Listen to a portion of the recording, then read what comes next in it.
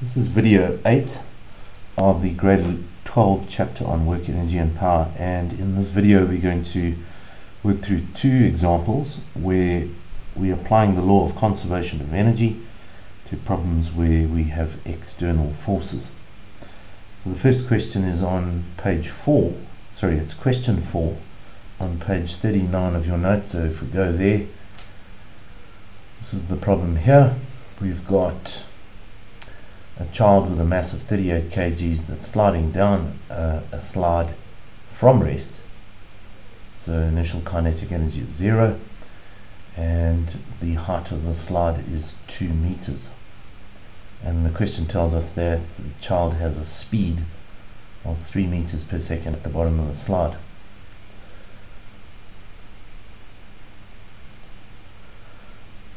So I want you to pause the video and attempt question 4 on page 39. Now that you've attempted it, we can go over the answers. And the first question says, is the mechanical energy of the child conserved as it goes down the slide? And the answer to that would be no, because there is a frictional force opposing the motion, and that frictional force is doing work on the child and converting some of the mechanical energy into thermal energy.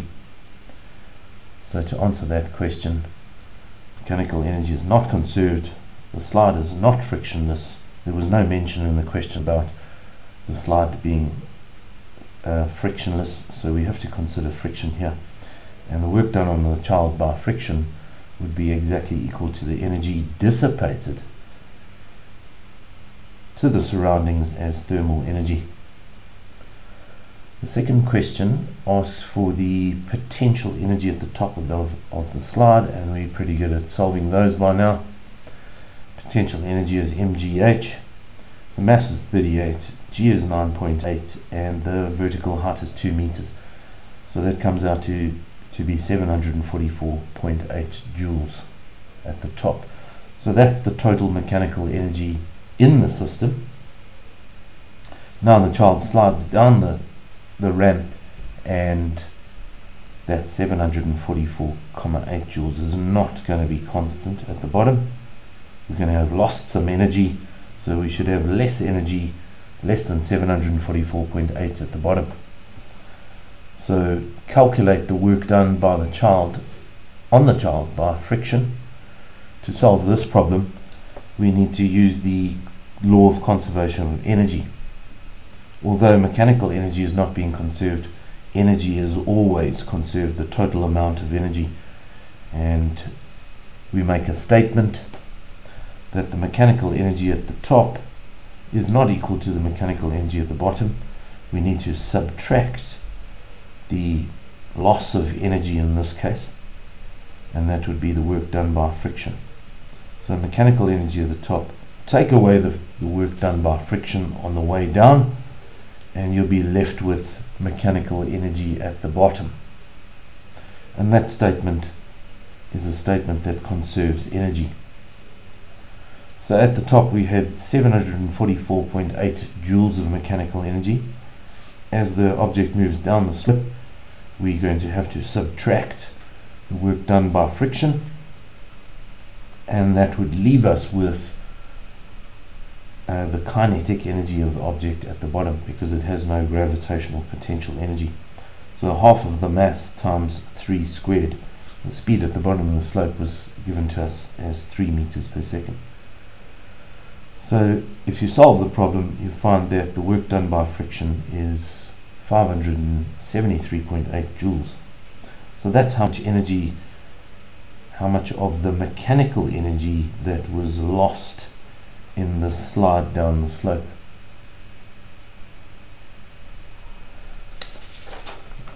If we look at a second example, and this example is on page 43 of your notes. So if we go there, question 9. Let's highlight some information. We've got a 10 kg crate that's being pushed up an inclined plane. So there's evidence that there's an external force, some kind of applied force, and that force is given to us to be 180 newtons. That force acts parallel to the slope, and the ramp is inclined at 35 degrees to the horizontal. All the way up the slope, the crate experiences a frictional force of 80 newtons. So we've got two external forces in this example. One is the force of the applied force, and the second is the frictional force opposing its motion. And we ultimately need to find the speed of the object after it's traveled 5.6 meters up the slope.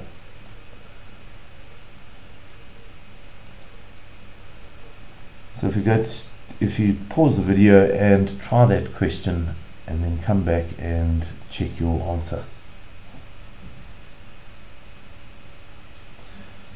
So now that you've tried it, let's identify all the forces acting on the object, and then we'll realize what's adding to the mechanical energy of the system and what's taking energy away. So we've got this applied force up the ramp of 180 newtons. That's going to do positive work. That's going to increase the mechanical energy of the system, and that is a non-conservative force. The frictional force is going to oppose the motion of the object. It's going to do negative work, and it's going to remove a certain amount of mechanical energy from the crate as it goes up the slope. The gravitational force is a conservative force. It's not going to change the total amount of mechanical energy, and we all know that this normal force acts at right angles to the displacement, so it's doing zero work. So these two are not going to change the mechanical energy, the total mechanical energy, but these two will. So the question asks, find the speed of the crate after it has moved 5.6 meters along the ramp. Right, so we need to use the law of conservation of energy. We need to make a statement where energy is conserved. And here we go. Mechanical energy at the bottom plus the work done by the applied force, that's going to add mechanical energy to the system, minus the work done by the frictional force, that's going to remove energy from the system. If we add all of those up, we should have the same amount of energy at the top of the ramp. This is the statement that is conserving energy.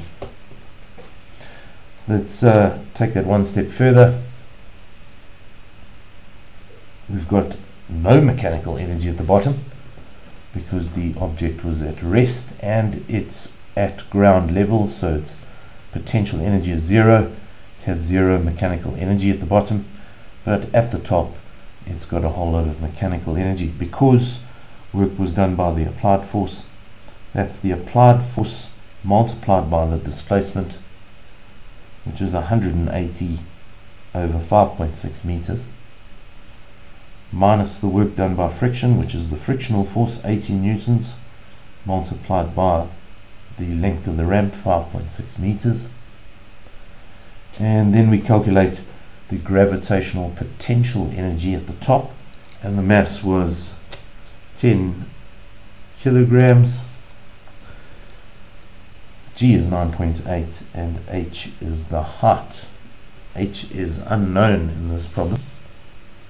We didn't know what the vertical height is, so we needed to go and use a trig ratio to find that. Sine of 35, we've got ourselves a right angle triangle here. Sine of 35 is opposite over hypotenuse, which is H over 5.6. And if we solve for H, we get 3.212 meters above ground level. So we can substitute that into H a little bit later. So we found H, and then at the top of the ramp the crate also has kinetic energy. So it's half of the mass, which is 10, multiplied by the speed at the top. So if we put those values in,